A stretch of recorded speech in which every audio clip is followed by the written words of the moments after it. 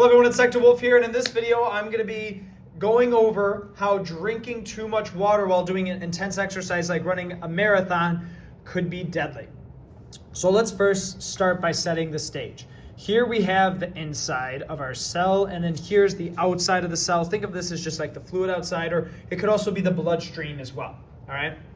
Now, my water is going to be my smaller blue molecules right here, all right? And the red is that's going to be my solvent, by the way.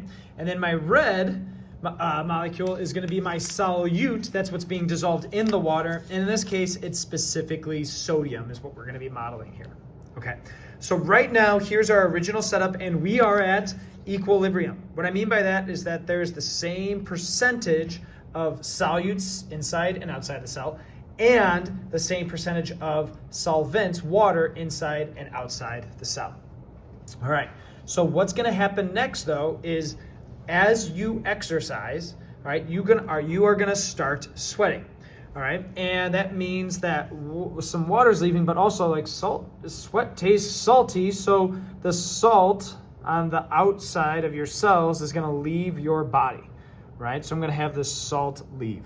All right, maybe we'll have like a few here, or just like one there, just to show that there's some salt.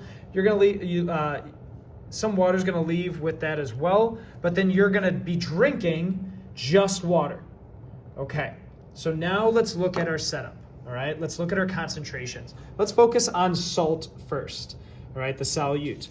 We have a high concentration of salt inside the cell. I'm going to move some of these away just for now. All right. And we have a low concentration of salt outside the cell. All right. Now let's flip it and let's look at water, right? There's actually a high concentration of water outside the cell, and we have a low concentration of water inside the cell. All right. So the first thing we're going to do is we're going to say, okay, well, which way does the solute want to leave?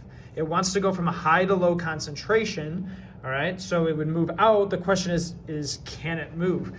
Because what we have here is our cell membrane, and our cell membrane is selectively permeable, which means that it lets some substances through to pass, but it blocks others. And in this case, salt is blocked, all right? So salt wants to move to a lower concentration, but it can't, all right?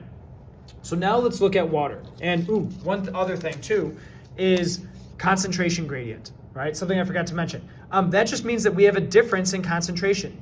When we were at equilibrium, there was no gradient, but now there's a high concentration here, low concentration there. That's all what a concentration gradient means. Different amounts in one area compared to another.